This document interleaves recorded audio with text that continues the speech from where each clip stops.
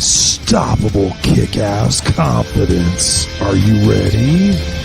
Welcome to the Raw and Unscripted show with Christopher Rausch, where we help you overcome your self-created crap without the self-help fluffy bullshit. Now please welcome our host, Christopher Rausch.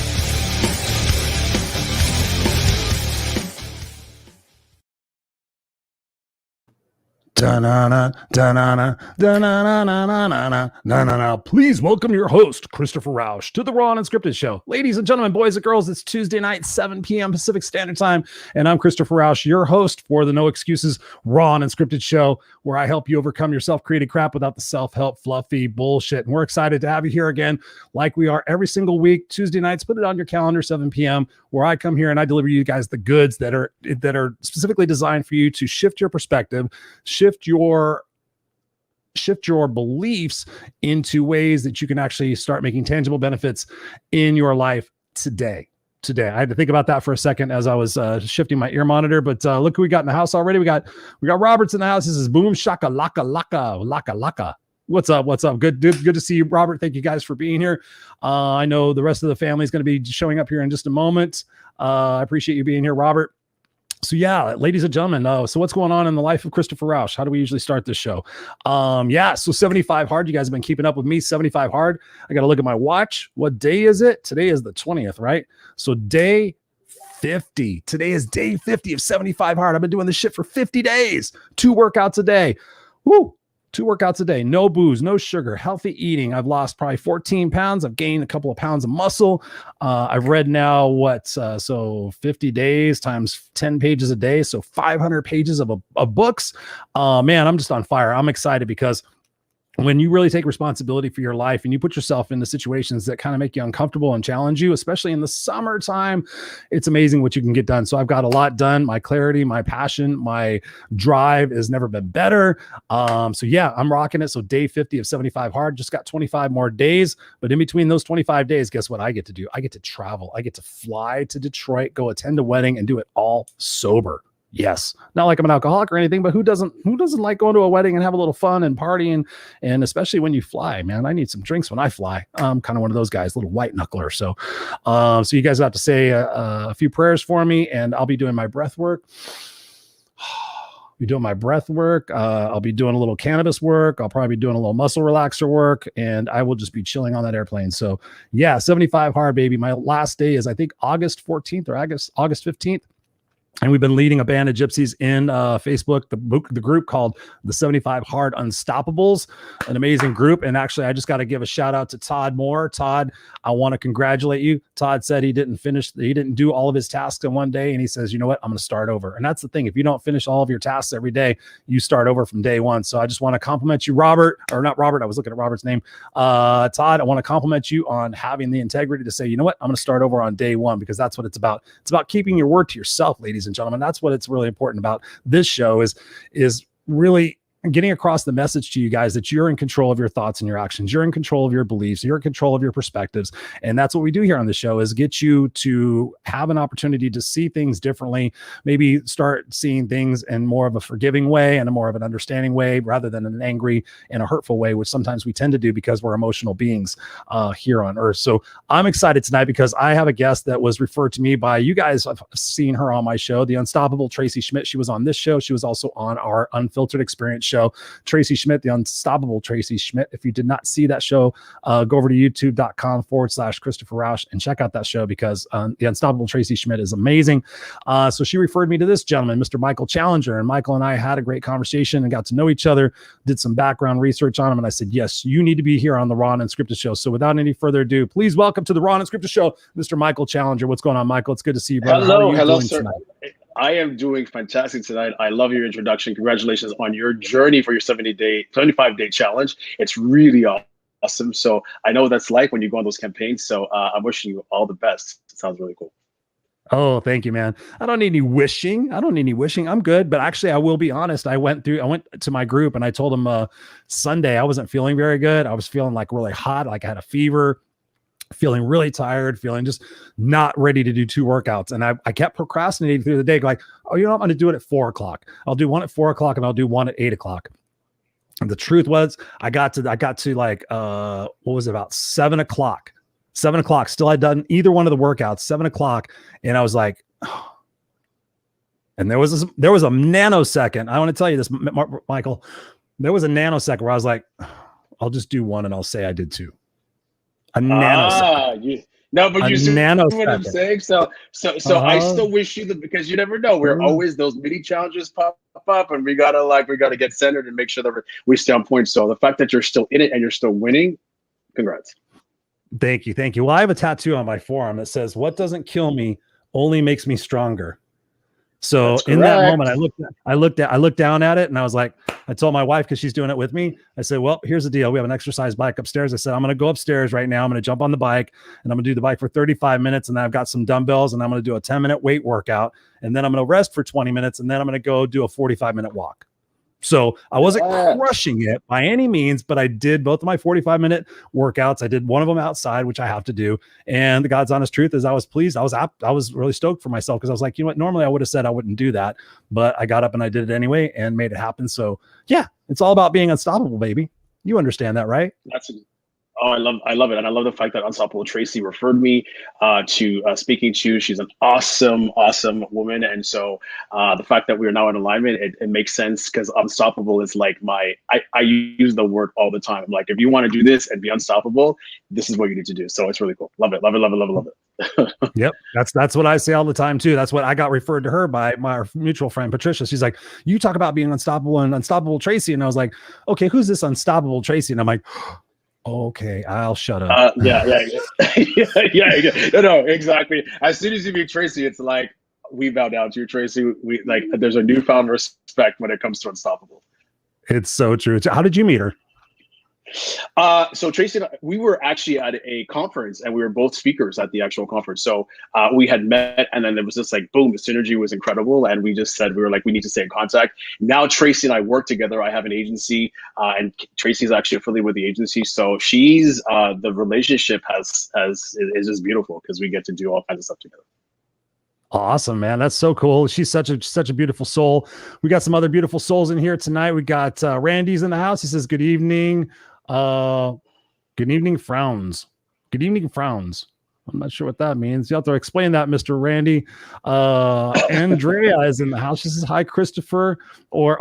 He says, or friends. That's what it is. So, ladies and gentlemen, frowns are actually friends. So turn your frowns into friends. That's what we got to do. There you go. That's what we got to do. We got Robert sharing some stuff with us tonight. He says, good evening, Michael. Nellie's in the house. She says, hey, y'all, what's up? Nellie's calling in from Texas. What's up? Good to see you. And of course, we have our introduction. So one of the questions that I've been asking most of my guests recently, Michael, is, and especially in the space that we're in, you know, as coaches and speakers and whatnot, personal development people, over the last 18 months of everything that's happened in the world with COVID, social injustice, everything that's gone on in the world, what has shifted for you, and where have you grown through that process? Yeah, you know what? It's funny because, again, I look at COVID as, I say it all the time, it's been an incredible training ground for me to actually really have an honest conversation with myself. And I think that COVID, for many people, whether we liked it or not, really put us in a space where we could actually see what's going on and check in and really understand what is it that I really want. So for myself, even though it's pretty clear about some of the things that I wanted to achieve, Chris, I got even more serious with life objectives, and really whether that was my physical wellness, emotional wellness, all the different wellness aspects that I talk about every single day. I really put myself through my own personal challenge so that I can actually live the life that I wanted. So COVID was an incredible time for that. It was obviously unexpected for everybody, but what I did with the time was amazing. Yeah. Right. And so you did what we teach people how to do, is pivot. You got into a situation like, okay, what am I going to do? I'm a paid speaker. I've got speaking contracts out there. How am I going to earn money? You pivoted. Based on the fact that what you had in your mindset and what you learned from. Talk to us about your story overall. And was that something that you were always doing in your life, is pivoting, or is that something you had to learn from an adverse situation that happened that kind of spawned you to take control and responsibility in your life? Yeah, I mean, you know what? I think the fortune for my life is, again, I didn't really have an idea. Like growing up, I was never the kid that was actually clear about what he wanted to do. But I was I was trained to pivot because I was actually in the performing arts. So I was this young entrepreneur, this kid who actually got into a business, who was getting paid at a very young age. At the age of 13 years old, I was like, hey, if you do this, you can actually make some money. And I was like, okay, this sounds pretty cool. So when I got into it, I was taught how to use an agenda, how to actually like be structured and just be ready and like optimistic with any opportunity that came my way. So I was accustomed to pivoting. It's always been the kind of non-conventional way of living. So it's not foreign for me to pivot. So when COVID happened and when I actually had my office space and I had my employees, that was definitely a challenge, because it was like, how am I going to sustain and maintain other people's lives, right? So it wasn't just about me, it was other people. So there was definitely that challenge, but it all worked out in the end because everybody's happier working from home. Isn't that amazing how sometimes actually things work out for the better? We sit there and we stress about situations, and we sit there and we hope, wish, and pray that somehow they'll change. But I believe that life unfolds for us and not to us, in the fact that we have the opportunity to take a breath and sit there and respond to something. And actually, I was doing this with myself earlier today. I find myself, when I start feeling anxious, I'm asking myself, where am I focused at? And I found that earlier today I was anxious, and I was like, I'm focusing on results instead of the moments. Talk to us about that. 100%. Talk to us about where it is that we focus and what it is that we get from that focus. Yeah, I mean, and that's the actual foundation of fear, is the fact that we are accustomed, we have an idea that we think that we should have, or the results that we should have, and with the idea of stepping away from it and actually just allowing it to happen, because whatever it is, as you know, Chris, whatever is meant for you will unfold exactly the way that it should. So that is something that, again, it's like through the training and understanding. Again, idea is great because it gives us direction to where we want to go, but how it unfolds, it really is about trusting. And the only way that we can do that is if we do our own self, when we do our work, when we actually look at ourselves and actually really understand the fullness as to how we can pivot or respond to whatever it is that's coming our way. So that's just, and I love it because it's always new and different, right? Like I come back to the space of gratitude constantly. I'm always like, I'm so happy that I do this work because I get to learn about myself even more every single day, and I share it with others. So the gift is, not only do I learn about myself, but then I get to share it, and it helps somebody else's life. Yes. Taking your trash and making it your treasure, baby. That's what I talk about. I'm a former 7th grade homeless dropout who lived in the streets, lived in the backseat of a station wagon for 4 years, went back, got my master's degree. I mean, made a successful life out of myself, and was able to do that because based on the fact that I was able to look at every situation as happening for me and unfolding for me. And whether I liked it or not, I knew that I was going to get through that because I just knew that I had to figure it out. There's always been something about me that's always had to figure things out to be able to solve them, to be able to go and help other people get to the same situation. Have you always been that type of person who wanted to help people, or is this something that's transitioned in your life based on something that's happened where you're like, oh, wait, I'm going to be this person. Now I'm going to be this person. Has that been the trajectory for you? Well, it's actually, it's a good question, because I have always been the type of kid that has been wanting the best for other people. So yes, I was always this kid that's, has been encouraging people, like, let's look at the options in life. Let's actually see what we can do. So I've always been that, the last name given to me from birth, Challenger. I'm just literally like, I live by my last name. I'm like, let's challenge ourselves to have a better life. I've always wanted a better life. And so I've always looked at what are some of the things, the questions, real questions, authentic questions that I can ask myself so that I can actually live what I want and where I want to go. So it's cool when we can reprogram the mind and actually start to think differently about what it is that we deserve.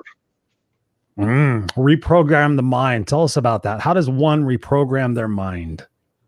Yeah, so reprogramming is something that I love talking about because at the end of the day, our brain, it fires millions and millions of different messages, and so but we've also accepted different ideas and thoughts based off of what we've been programmed as children, what our parents have taught, generational pain, all that stuff that we actually harbor within. And so when we look at the full spectrum of it and actually look at ourselves and say, okay, for some reason I'm living this life that everybody told me that I should be living, but I'm not happy at the end of the day. And that's what I talk about. I'm at the end of the day. If you're feeling unhappy, you got to delve deeper and figure out what it is that's stopping you. So really changing yourself is the key to reprogramming your mind. And so developing new habits. So again, these challenges are great because you develop these new habits along the way, and then you discover new things along the way about who you are and what you want. So, but you got to get clear. And that's the thing, Chris, it's about, when you reprogram the mind, you got to get clear about what it is that you want so that you can actually obtain it. But if you're not clear, you're always going to send mixed messages in the universe, and you're never going to get what you want. Ooh, clear on what you want. What does Michael want most? That's my question for you. I want to raise the vibration for humanity. That's what I want. I think that based off of my own personal experiences and through travel and understanding that the reason why people are stuck where they're stuck is because it's the lack of education. When I show up and I actually have a real conversation, or when there's two people like ourselves are having, an unfiltered or just a real conversation, people gain so much from it because sometimes we just don't know how. And I know that for myself, I just didn't know how, which is why the fear was huge for me, because there was always this idea that I had in my mind that I couldn't achieve it. But when I really understood how to do it, the fear melted away. What do you think fear really is? I think it's a combination of, again, what we've been told, what we should be doing. And again, the fear is, again, people know the acronym, false expectations appearing real. Again, this idea of things, and we put things in the future. It's procrastination. It's things that we don't necessarily want to accept in our lives. And we think that, okay, if I keep it out there, then I'll be safe, right? And so most of us just want to stay safe in our space and place in our life. But once we get uncomfortable, we start to realize that's when we start to really live. So fear is really safety at the end of the day. Mm-hmm. It is. I mean, it's having that certainty. It's like what you said was so perfect. If I have a dream and it's out here, but I'm afraid of achieving it, I'm afraid of the success or afraid of the failure, as long as it's out here, as long as I'm going for my dream, then as long as I never have to really go for it, then I'll never fail. And I've seen so many people do that. It's like, what is holding you back? And I found that out for myself. I found that out for myself years and years and years ago, restoring a car of all things. I'm like, why do I procrastinate on this? What is my fear? I have the money, I have everything else. And I started thinking, I'm like, I'm afraid that it's not going to turn out like my vision is. And so as long as my vision is here and that's here, and I come up with all these excuses why I'm not doing it, then I don't have to do anything. Oh yeah, I'm going to get to it one day. I'm busy and everything else. And that's why I became the no excuses coach. Cause I'm like, okay, we just got to cut out those excuses. Let's talk about excuses. What do you find are some of the biggest excuses you hear from your clients, and how do you get them to overcome them? Well, I think that, it's a combination of different things. Listen, I actually work with people. I deal with a lot of archetypes when we actually create these archetypes that we should live up to. And so when we dismantle some of those archetypes with people, we understand at the end of the day, we're not clear about what we want. And I think that there's such a beauty in when we have these real conversations with ourselves to figure out that it's not about it's not necessarily about excuses. It's just the fact that we're so again programmed to think that we should be acting and doing a certain way based on what we look like or what we sound like, and and what the messages have been told that we should be doing. So I get to help people in many ways, Chris, to just to put away the shit. Let's get down to business. Let's get down to what you're feeling inside. Let's get down to what is getting you up in the morning. What's the thing that you actually really want, and we start to really work towards in that direction. So it's powerful when people take that dive, go deeper within themselves to figure out what it is that they truly want. So yeah, excuses. It's an interesting word because usually we figure out that it's not an excuse. It's just because they're confused. Mm-hmm. Usually I've determined, I peeled back the onion and determined it's a belief. It starts off with a belief, the belief that creates the excuse. And one of the biggest excuses that we were ever given as kids is, hey, Michael, did you do your best? Yeah. Okay. We'll do better next time. That's it. Okay. So, okay, all I got to do is just say I did my best. Okay, that's a great excuse. Yeah. Chris, did you do your best? Yeah, I did my best. Okay, we'll do better next time. Okay, cool. Did you do your best? I did my best. I'll do better next time. Okay. And we just keep saying that over and over again, not knowing what our best is and not knowing what better is. I mean, it's so crazy. I want to take a second here just to welcome some other people here. And then I got another question for you. We got Tim Gillette in the house. What's up, Tim? Sure. Good to see you, brother. He says, hey, Chris, what's going on? We got Tim saying hello to Robert. Nelly says much unstoppable peace and love from Texas. We got May in the house. What's going on, May? Good to see you. She says hello. Jacqueline's in the house. She says hello, Christopher and Michael. And we got some other people in the house. Yeah, just want to make sure we grab. And anytime you guys, just as a reminder for those of you guys who are new, anytime you guys have any questions or you want to participate in the conversation, feel free to jump in the comments. Either myself or Mike will be happy to answer any of your questions. So let me get rid of this. And so thinking about, that conditioning and that programming and the excuses, I think about leverage. And I think about, what if we have enough of a why. Hang on for a second. We have enough of why. We have that leverage to figure out what our how is. But some of the times I figure out with my clients is that when we were trying to identify what the problem is, they'll come to me and say, "Oh, Chris, this is my problem." What I find out is that's a symptom of a problem, and then we have to dig deeper to find the root of the problem. Talk to us a little bit about that. How sometimes we get caught up in the symptoms of something rather than really dealing with the root issue at the root cause. Yeah, I think it's, again, when we, and again, coming back down to safety, the fact is that it's just easier to deal with surface talk. It's easy to just deal with like the symptom and go, I kind of think it's coming from here, but delving deeper, Chris, figuring out where the pain actually starts is the hard work. And you need, this is, I heard a guy the other day talk about, I don't think that, coaches are necessary and that, we can actually do our own work and figure it out.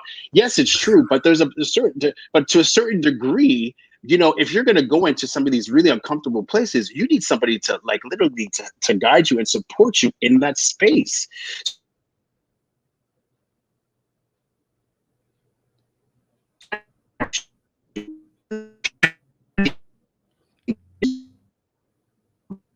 I'm not sure. You might have your internet might be breaking up. Disappeared. Are you guys still there? Yeah, I think your internet just slowed down for a second. Are you there, Michael? I think Michael is frozen. Michael is frozen in time. Frozen. Hopefully, I'm not frozen. Who's frozen? Is anybody frozen? So, ladies and gentlemen, what do you feel about this conversation? Put in the comments something that you feel that you are missing from your life and the fact of your belief systems. What are your belief systems? What belief systems are you missing at this moment? And while we wait for Michael to hopefully come back, where are you at, Michael? He is stuck. He is frozen in time. Michael will be back. He's experiencing technical difficulties. So, when I think about life in general, I think about the situations that I've been in. I'm not going to minimize the fact that I know people are out there struggling right now, and that we're trying to find hope and we're trying to find the opportunity, especially with the news media and everything else, trying to paint all these negative pictures to us. There's a lot of fear. There's a lot of uncertainty, but there is a lot of promise and there is a lot of possibility. And I believe that with the language that we use, we can really change the trajectory of what it is that we get by being in those moments. And we have Michael back with us here. So welcome back, brother. No problem. Stuff happens. Here we are. It happens. My apologies. I had no idea what happened. Hey, I look at it this way, if we were sitting in a restaurant right now, basically the waitress just came up and spilled a drink in your lap and you had to go to the bathroom and dry off, and now you're back. See? And then I just sat here and talked to myself for a minute and kept everybody engaged, hopefully. But so where were we at? We were talking about the root of the problem versus the symptom of the problem, I believe. Yeah, that's correct. So I was just talking about the fact that but it's amazing. Here's the thing about getting to the root of the problem, Chris, is that it's fascinating to see someone understand where their core issues come from. I love getting people there. I love seeing their expression when, again, the education around what it is that they need in order for them to get themselves from being paralyzed and actually doing what they want to do in life. That is the most exciting part of my job. That is the most exciting part of talking or speaking to people or businesses, whoever I'm speaking to see their reaction when they get it is the best part of the job. I tell people that all the time. I'm like, one of the greatest feelings for me is saying something in such a way when I see that person's face, I know they got it. And I know that it's like a shift for them. That's like, oh, and it's usually where I sit there and I get them that anything you've put into your mind, any belief system you've created in your mind, you can uncreate. And I sit there and I'll show them the book right there to my right, Viktor Frankl's Man's Search for Meaning. I'm like, nobody can make you feel anything unless you choose to make them, let them make you feel that. And I think that's such a crucial aspect of life in general. And I look at it this way, Michael. I look at it that people in two groups. You're either a victim or you're a victor based on that language that you use on yourself. Somebody was asking me a question earlier and they asked me like, what is one of the greatest tips you can give somebody that doesn't cost anything that can change their life immediately? And I said, change the fucking words you use on yourself. Oh, I'm never going to be good at that. I always suck at that. That person's always mean. I sit there and I tell my clients and I tell everybody, eliminate two words, always and never. Always and never. Get those out of your vernacular. But talk to us about that victim mindset versus the victor mindset and the language that we use to support either one. Yeah, you know what? I always talk about the fact that there's no right or wrong. I think that based off, without going into again, my whole life story, the fact that some of the experiences, Chris, that I've experienced of traveling, I started traveling at a very young age, and some of those things that I've been able to do and the people that I've been able to work with and what others thought that my life would have been like, there's nothing that can I to this day I'm still in awe of all some of the experiences that I've been able to go through because I never gave myself any limits in life. So the fact is that again, it's what are you saying to yourself? What's the language, right? There isn't any right or wrong. If somebody has something to say about what they think they should be doing, that's their opinion. What do you want? And you have to have that serious conversation. You got to be real with yourself and no bullshit. At the end of the day, because at the end of the day, 95% of the people are unhappy on this planet because they don't actually ask themselves the right question, right? There's a small percentage of people that are really living authentically and doing what it is that they want to do. So this is why I like it, because so many people, they need coaches. They need the reminder. They need somebody to uplift them and get them into the right space. So, language is key. That language and what we repeat in our mind, which is there's so many great exercises out there of creating new mantras, writing things down from a repetitious standpoint, writing it down so that you start to believe it. Right? Because at the end of the day, that's all this is, right? Like you're talking about your belief system, right? Programming, television, school, all of the programming is something that we need to look at and see, does this actually work with who I am as a person? If not, what are you going to do about it? I love it. I love it. I love it. I want to shift gears here for a second because I think about my life and where I was headed. And if not for one person believing in me and pouring into me and getting me to change my opinions and my beliefs about myself at 17 years old, I'd either be dead or in jail or probably working 17 jobs. Talk to us about the mentors in your life that really helped you create the man that you are today. Yeah, I mean, oh gosh, that's another good question where, to be honest with you, from a very young age, I didn't have the belief system, Chris. Honestly, I was a very emotional kid that was put in a situation where people just thought you have a lot of talent. Yes, I had a lot of talent, but I didn't think that I could actually go really far with the talent. And so this is why I talk about community as well. You got to surround yourself with people who actually believe in you. You got to be in a community of people that actually want to see you actually thrive, and disassociate yourself with people who are actually in the same low vibration of you, right? The reality is that this is why we talk about, you're the average of the five, people in the five closest people in your life. You really got to associate yourself with the right people that actually want to see you go in the right direction. And if not, and it's hard work, you got to step away and say to yourself, do these people or these things really want to see me go where I want to go in my life? And to this day, it's I speak to, I don't know how many people, Chris, every single day. And I have, I've had wonderful people, but I've also had to be really harsh with myself and say, no more. This doesn't work for me anymore. We're not vibing at the same level anymore. I'm at another frequency in my life, and I have to respect the frequency that I've chosen in my life. And that's some hard work that one has to have with themselves and not connect with people that make us feel comfortable. It's going to get uncomfortable if you want to do, sometimes, and that's okay. Oh, that's okay. I love that. Getting comfortable with being uncomfortable. You got to do things that you haven't done before to get what you haven't got. That's what I talk about. Yeah. I tell people that all the time. They're like, well, Chris, you don't understand. It's my family. It's my family that's holding me back. And I'm like, I have my thoughts on that. I have a story to tell on that. What do you say when it's their family or it's their spouse? I understand. I like. Listen, I have a lot of compassion when it comes down to understanding. Like, some people are just extremely close to their family, so I respect that. But the fact is that if you're feeling like your family's dysfunctional, if you're feeling like your family doesn't understand who you are, what are you willing to put up with?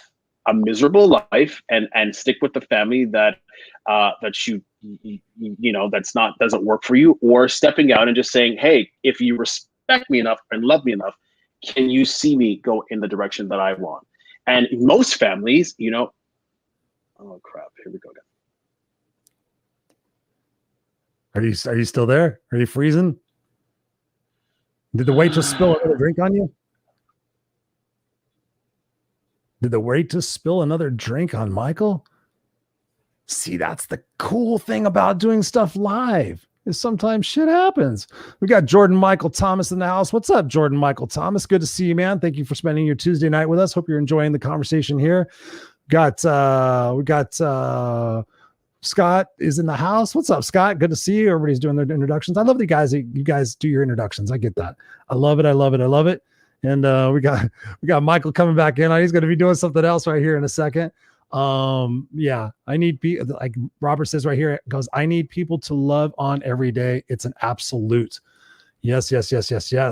Whoops. We got Nelly says, I just experienced this with my family this past year. Tell us about that, Nelly. Tell us about that. And back to the show, back from the bathroom, we have Michael. What's up, Michael? I just want another pee. I was on another pee break. I'm back. Here we go. You're back.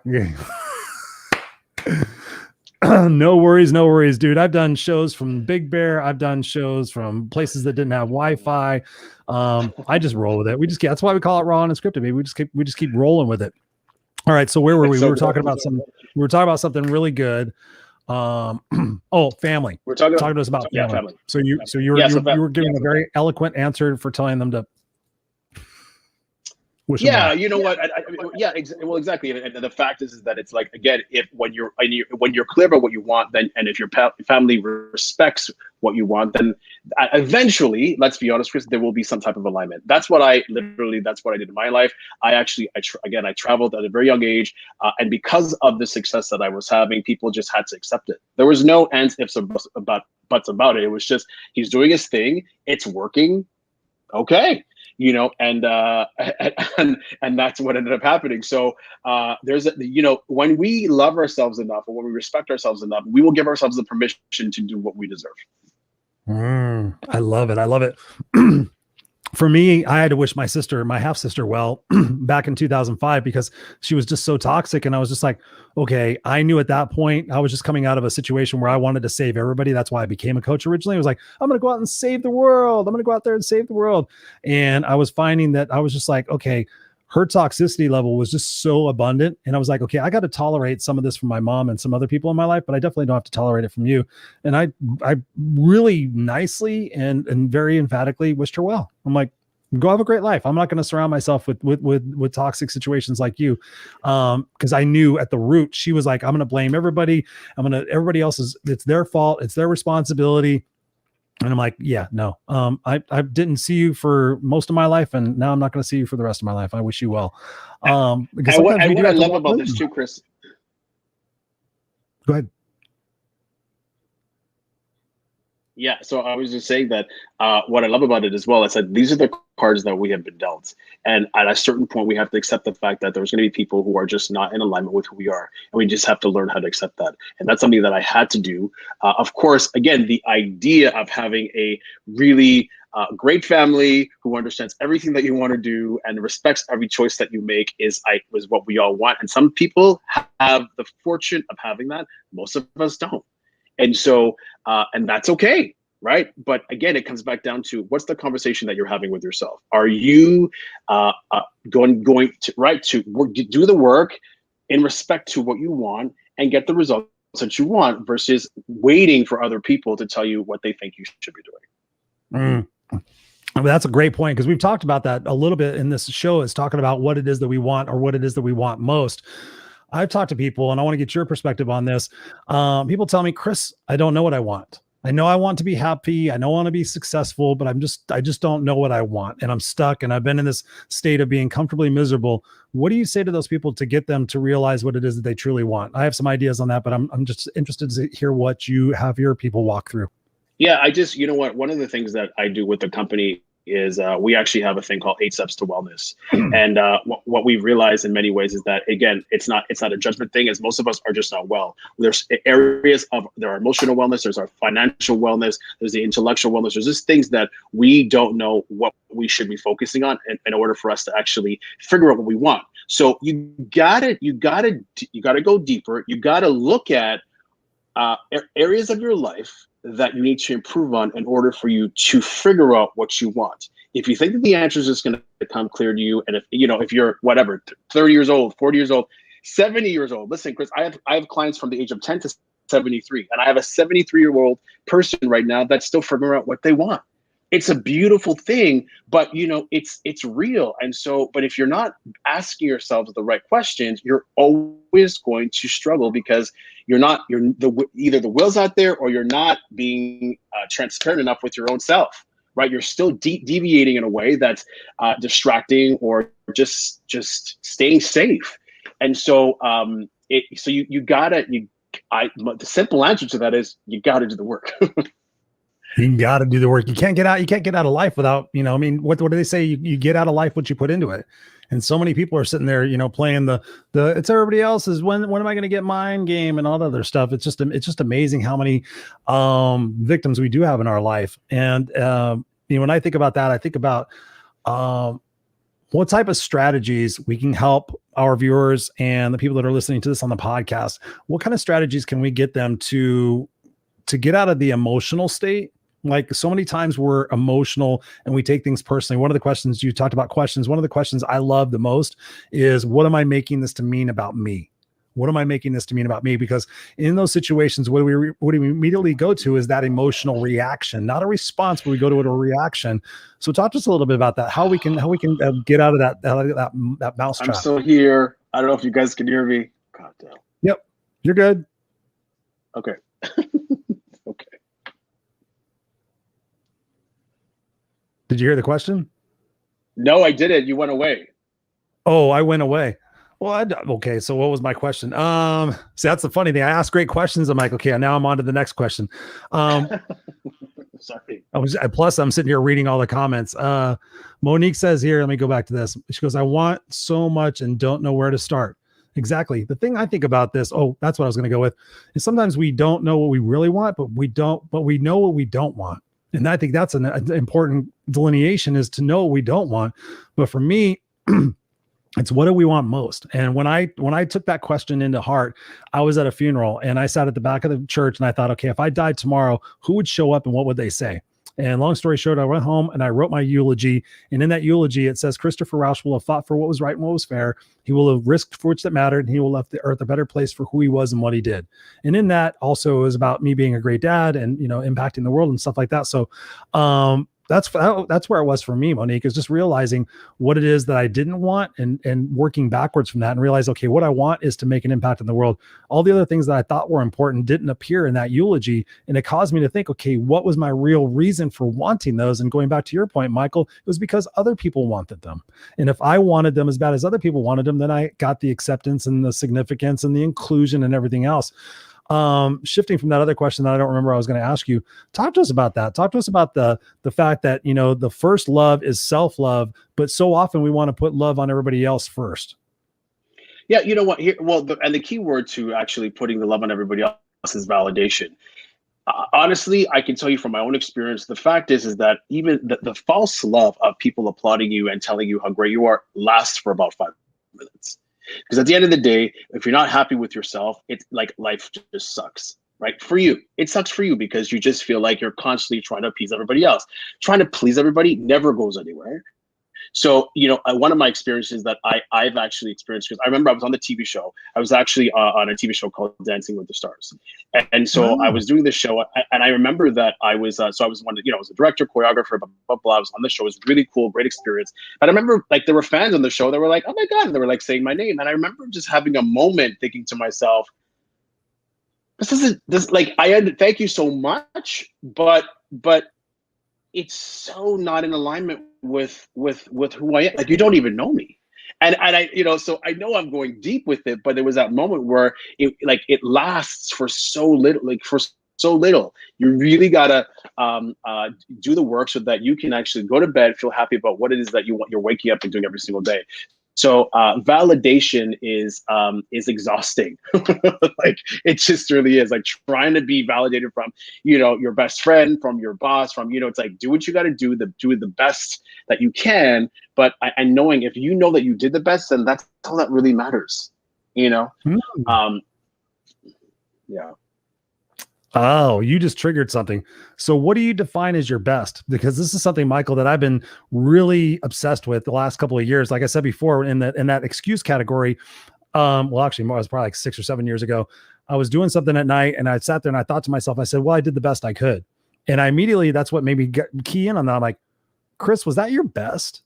And so from that point forward, in everything that I do, half the time I will sit there and I'll go, is this my best? Am I giving this my best? Whether I'm washing my car, whether I'm playing with my son, whether I'm doing something, is this my best? What is your definition of your best? And how can we help people raise that bar for themselves to really, because one of the things that I'm very passionate about is making people realize that they have so much more potential than they really see, that they have so much more strength, so much more power, so much more opportunity than they see right before them. Talk to us about that. What can we do for people to get them to see that for themselves? You know what, Chris? I think doing your best, whether you're doing your best or not.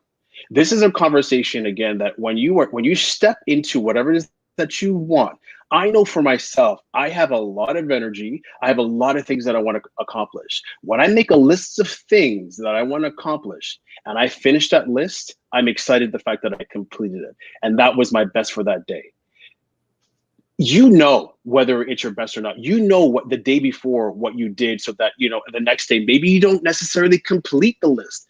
But if that was your best for that day and you're moving in the right direction, then that's your best. I come back to the idea, there's no right or wrong, right? You just have to know in order for you to feel satisfied with yourself, you gotta create some type of agreement, knowing it's okay. Give yourself the permission.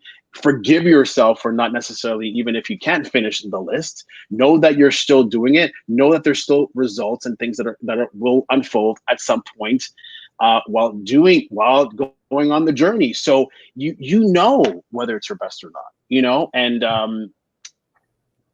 I just, you just instinctively know, at a certain point, you just know. You do. And actually Monique says the same thing. She says, absolutely, for sure. Yeah. Blood, sweat, and tears. I know I did my best when I hit, because, and this is something I want to ask you about. So many times we can go in this direction for a second. So many times we want to own our life. We want to know what we want to do in our life, but sometimes we forget of just owning the day. How would we recommend people just to own the day? What is your prescription for owning the day, Michael?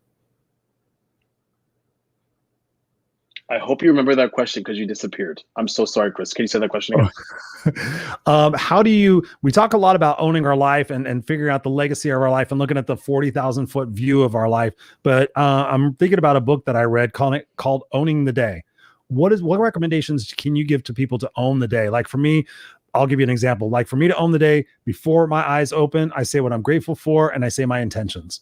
So every single day, what I'm grateful for, what my intentions are, so that I know how to map out my day. And from that point on, I do other stuff. But how do people own their day? The way that I personally own my day, Chris, is through meditation. Owning my day, knowing that there's an element of self-care and self-love that I incorporate in the day, is owning the day for me. Everything else after that is a result of me tuning in, checking in with myself, knowing that I'm on track. So the way that I start my day is meditation. And that's my version. I start my day with meditation and I end with meditation. And it keeps me in alignment, keeps me centered, knowing that that's me owning my day. So what happens in between? Then it's work, and then it's everything else right. But it's getting clear about how you want to own your day, right? So through the meditation, you got it's literally starting your day, getting clear. How do I want to, staying in the space of gratitude, knowing just reading different books, meditating, getting into that space. It's how I own my day, and then everything else follows. So it's pretty simple, but it's what keeps me focused. Awesome. And that's so important because sometimes we let the day own us. And I've had so many people tell me, Michael, like, oh, this is an idea of what kind of day it's going to be, or it's going to be one of those days. And I sit there and I tell people, don't let a bad moment equal a bad day. It's a moment in time. It's like, okay, you could have a new restart anytime we want. Sometimes we sit there and say, oh yeah, I'm going to start over January 1st. It's like, you can have a brand new restart at 4:30 in the afternoon and say, you know what, from 4:31 on, I'm not going to do X, Y, and Z anymore. It's all about that, making that decision that we can make in any moment of time to change the trajectory of our life.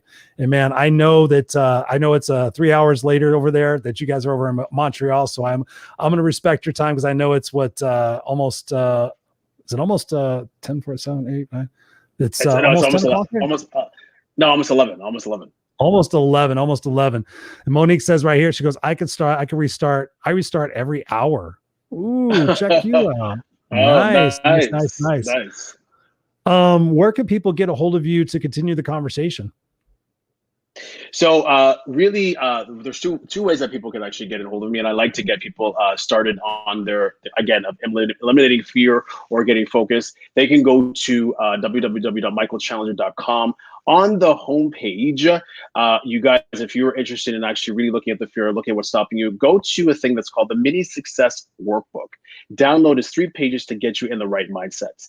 So that's a great way for people to find me. And they can go to my Instagram, michael.challenger. They can follow me there. And, if you guys want to DM me, ask me any questions, I'll be more than happy to support you along the journey. Awesome, man. Well, it's been a blessing to have you here on the Raw and Unscripted show. I know everybody's enjoying it. There's lots of comments in here. I'm going to go back and, of course, as always, read all these comments and comment on them. Yeah, I just want to make sure I didn't miss any questions in here. Robert is always verbose. Thank you, Robert. Yes. So my final question to you, Mr. Michael Challenger. Yes. You have a microphone to the youth of the world. Our troubled youth right now, at-risk kids, in and out of juvie, dealing with stuff, kids that are great in school. You have a microphone to the youth. What do you tell the youth to prepare them for their life? I tell them to never give up on yourself. If there's one thing that I can say to every youth out there, is to find people who love you, who care about you, stick with them, ask them questions. Don't be afraid to ask for help, and keep moving in the right direction. Damn. Mr. Michael Challenger, ladies and gentlemen, here on the Raw and Unscripted show. Michael Challenger, ladies and gentlemen. All right, brother, I'm going to place you backstage. I appreciate you being on here, and with all the internet issues, don't go anywhere. You and I are going to chat for just a second when I close out the show. But ladies and gentlemen, connect with Michael on the DMs there on Instagram and on his Facebook and on his webpage. It's been a pleasure, Michael. I look forward to more conversations with you in the future, because we just scratched the surface tonight. So I'm going to place you backstage for a second, and then I'll be right back there with you. So hang on one second. There you have it, ladies and gentlemen, Mr. Michael Challenger. When you think about a challenge, do you rise to the challenge, or do you run away from the challenge? Are you excited by the challenge, or are you afraid of the challenge? Do you want things to be certain, or are you excited by the fact that life is happening every single day? It's unfolding for us. Of course, we want certainty. We want to be able to predict, and we want our expectations met. I expect this, and I expect that, and I think it's reasonable for this, and I think it's reasonable for that. What you can also expect is the fact that life is unexpected. And there's going to be twists and turns. And for me, the biggest factor in keeping my focus, like I shared with you guys earlier when talking to Michael, I had some anxiety earlier, and I was sitting there getting a little frustrated and feeling out of whack. And I said, where is my focus, Chris? And I actually wrote it down. Where is my focus? My focus is on the outcome. My focus was on the results. My focus wasn't enjoying the moment, enjoying the beauty and the gratitude and what we have around us. It was wrapped up in, okay, if I don't get those results, then what am I going to do? And then this, and then this, and then this. And it was pontificating about shit that doesn't even exist right now, instead of just enjoying these particular moments and being able to make, them all stick together to create a cohesive life that excites us when we wake up. Because when you think about owning the day, it's about getting up in the morning being like, not rose-colored glasses thinking, oh my God, it's all so great. But waking up, and I tell people all the time, it's like you wake up and you have your eyes and you have your feet and all your parts still work and still move and you're still able to function and enjoy life. Be so grateful for that. Be so grateful for that, because if you woke up tomorrow and you didn't have your eyesight, and if you woke up tomorrow and you didn't have your left arm, or if you woke up tomorrow and you couldn't go to the bathroom by yourself, or you woke up and you couldn't see, what would your problems of today feel like tomorrow? They would feel like nothing. They would feel like nothing. We all have that opportunity to wake up, and it's not easy. It's not. But here's what you could do. Whenever you're having one of those rough moments and you're feeling like you don't have the answers that you need, start journaling. Start writing stuff down. I was talking to somebody the other day and like, oh yeah, I don't talk to anybody. I don't journal. And I'm like, okay, that is a recipe for an explosive situation, either now, tomorrow, or further on down the road. So if nothing else, just take time to journal. Take time to recognize your thoughts. Put them out on paper. One of the greatest opportunities we have in our growth is to be aware and accept where we're at in the moment. Not hoping that it's better, not theorizing it's better, not polishing it so it's better. But the best thing we can do is accept where we're at in that moment, be real with ourselves, and then take the decisive action to say, listen, I'm not going to do this anymore. I'm not going to settle for mediocrity. I'm not going to settle for complacency. I'm going to do my best. I'm going to go out there and I'm going to hustle and I'm going to grind and I'm going to do things that I haven't done before. And I'm going to look at it with the mindset of excitement and amazement, like we did when we were kids. When we were kids, we were so excited. What are we going to do today? I don't know. Let's go find out. Let's go figure shit out. Let's pick stuff up. Let's put it in our mouth. Let's go experience. Let's jump out of a tree. And then we get older and we want to be safe and certain and predictable. Guys, I'm 52 years old. You look at the average life expectancy of life, 78 years old, it's ticking. I can hear the fucking clock ticking. Can you hear it ticking? If you hear it ticking, then start making better choices and better decisions today that support what it is that you want. Not what anybody else wants. Like Michael said, what you want. What do you want most? For me, I want peace. I want simplicity. I want impact. Before, I wanted all sorts of material things and all sorts of egotistical accolades. Oh, I want to be seeing this. I want to be on the bestseller list in the New York Times and all. I want simplicity. I want impact. I want peace. I want freedom. I want to be able to say what the fuck I want, when I want, go where I want, do what I want, help who I want, and make this world a better place. That's my focus. So I love you guys. I appreciate each and every one of you being here every single week, whether you're live or on the replay. And of course, I got to tell you guys this. Exciting news. My podcast, this show is actually a podcast. This show actually started off as a podcast, not as a live show every Tuesday night. So the podcast is actually updated. So if you want to share this with other people who don't necessarily want to watch it, the video cast, feel free to go subscribe to the podcast, ChristopherRausch.com/podcast-shows. Check that out. And of course, I want to make sure that you guys know that I'm on the board of directors for Help Heal Humanity. Go check it out, helphealhumanity.org. We've got amazing opportunities for you to volunteer, for you to donate. We're changing things around a little bit and how we're sponsoring children over in Haiti and Cambodia. We've got some exciting stuff coming up. We've got some amazing stuff here coming up in the USA. So go to helphealhumanity.org, please, and lend your support. I would appreciate it. If you do, please let me know so I can take care of you as well.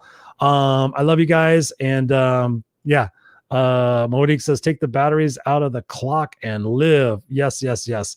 I love you guys. You guys are rock stars. Go out there and have a magnificent week. Remember, you're only limited by the parameters of your own mind. And if you think you can, you think you can't, you're right. So anyway.